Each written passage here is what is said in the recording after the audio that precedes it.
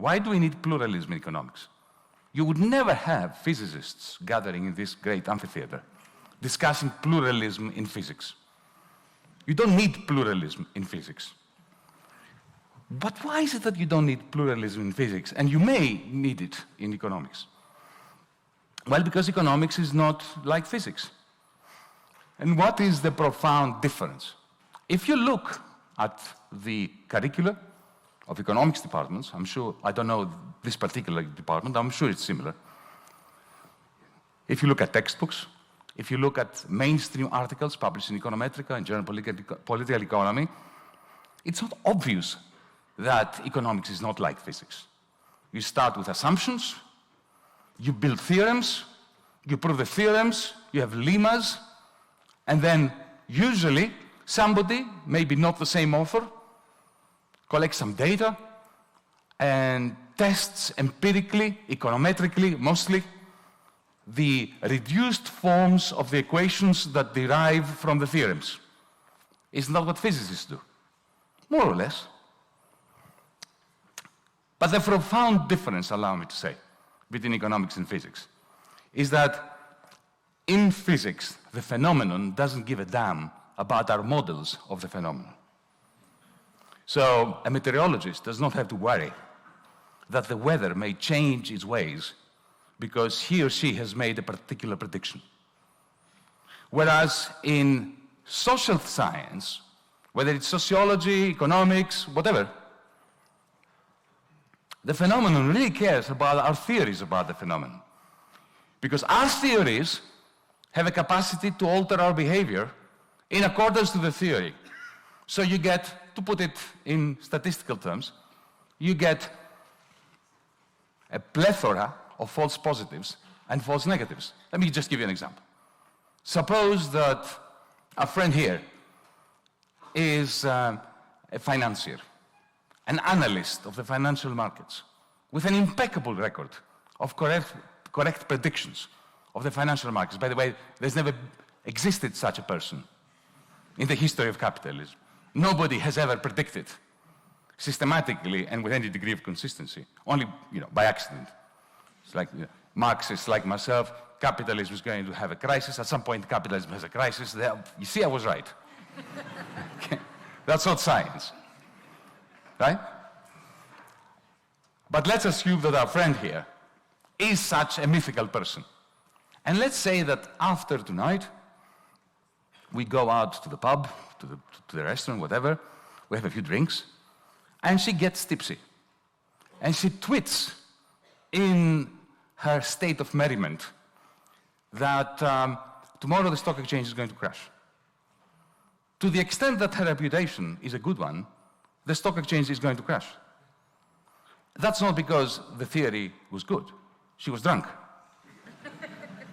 But it is because the stock exchange responds to our theories of it and our predictions based on who has actually made the predictions. Excuse me. I've got a terrible cold. And it's not of a Chinese variety.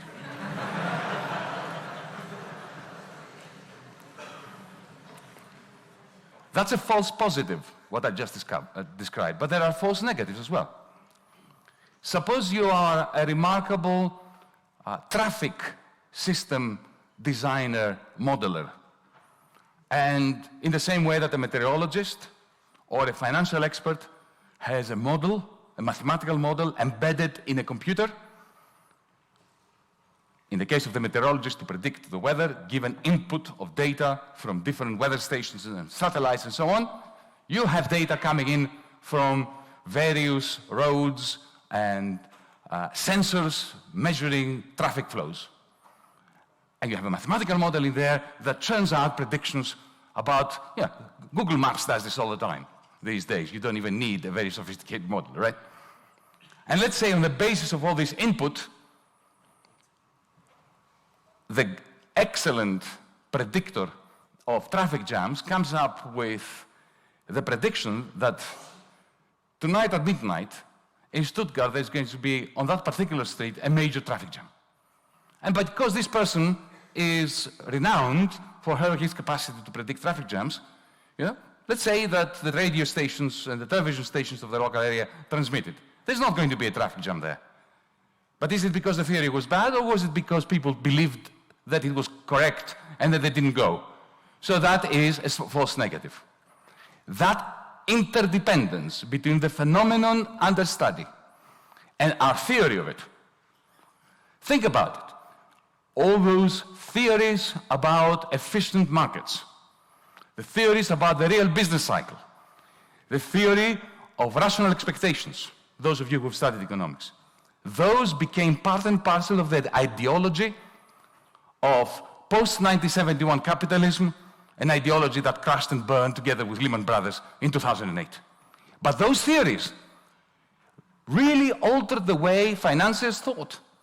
They did believe. Alan Greenspan, the head of the Federal Reserve Bank, truly believed, he acknowledged that later, that he had believed that those theories worked and therefore markets could not fail the way they did.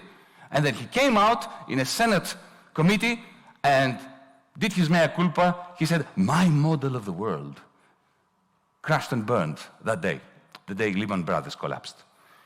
So that is why we need pluralism in economics, one reason.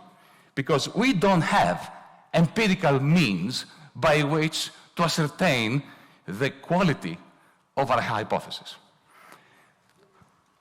One may say that, well, what exactly is econometrics all about? Well, let me tell you my experience of what econometrics is all about. My PhD was in microeconometrics at the time when microeconometrics had not been invented yet. So I had very micro level data from individual negotiations between employers and trades unions from the United States. And there was a contest of faculties between an MIT professor, Hank Farber was his name, who had published an article in the American Economic Review in which he claimed to prove that employers, companies, boards of directors, CEOs, are smart, intertemporal optimizers, and unions are dumb, mechanistically behaving resistors to what the firm is doing. So he had a very complicated intertemporal optimization model where the firm was maximizing its long-term profits smartly, like an impeccable computer, and the workers were silly. They simply asked for 5% pay rise, and then if a strike happened, after a week they would settle for 3, 2 weeks they would settle for 2.5, 4 weeks they will settle for anything. And this was a mechanical resistant, non-optimizing behavior. Okay? And he did the mathematics was splendid. The microeconometrics was very, very good. He was using very sophisticated maximum likelihood estimation techniques back then. And he showed that the model, right, produces a reduced form equation that fits with the data. He said, proof. So my PhD was really very simple. I stood this model on its head.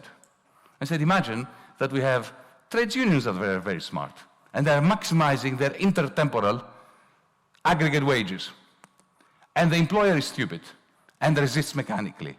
He offers 0.5% pay rise. If there is a strike for a week, it goes up to 1%, so exactly the opposite. And you know what happened? The model behaved or fitted the data just as well. What does this mean? It means that the data and the empirics cannot settle the ideological question. Of course, neither of those models was close to the truth, because neither the employers nor the unions are super rational, neither the employers nor the unions are dumb. What happens when neither of them are fully dumb or fully smart? We have no idea, because the mathematics cannot be solved. That's what got me into game theory. Okay? So the second reason why we need pluralism is because, unlike in physics where you have laboratory conditions that can test precisely the relationship between the data and the theory, because you design the experiment in such a way to control exactly what you want in order to try out all the different configurations of the theory that can predict and fit the data. In economics we don't. But you will say, but we have experimental labs. I know. I spent 10 years doing experiments in laboratories. It was great fun. There were two problems with it. First, whenever I came up with a result that had empirical regularity and could be replicated again and again and again, you know what some of my fellow economists said? All you've proven is that this is how people behave in your lab. Which is not untrue, right? You can't do this in physics. If molecules, perform in a particular way in a lab, that's it. It settles the issue.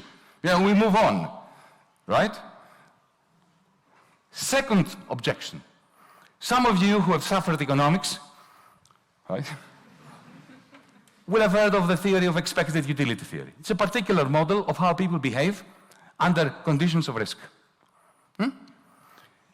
Now, we know from countless experiments in labs that expected utility theory doesn't work. It's a beautiful theory, but there are countless examples of where it fails to predict how people will behave. Do you know what most economists do? They say, that's because they are not rational enough. So it's not, you see, think of this, what it means. It means that in the end, in the lab, you do not test the theory. You test the subjects. You assume, you can easily escape, and it's not completely mad, because, if you take a bunch of idiots in a lab and you ask them to do mathematical, a bit of arithmetic, and they get all the arithmetic wrong, this is not the fault of arithmetic. It's because you have idiots. Right? But if you have economic experiments where, in the end, you are judging the subject, not testing the theory, then you're not testing the theory. Let me give you another reason. Even when we don't disagree about numbers, we can have huge disagreements about how to interpret them. Disagreements that cannot be settled empirically because the numbers are common. Let me give you an example. Suppose you go to, you're in Africa somewhere, and you observe the political economy of a small village. It's a village which is on the verge of subsistence, between subsistence and hunger and poverty. And there are good years and bad years. Good crops, bad crops. And let's say that during the years of the good crops,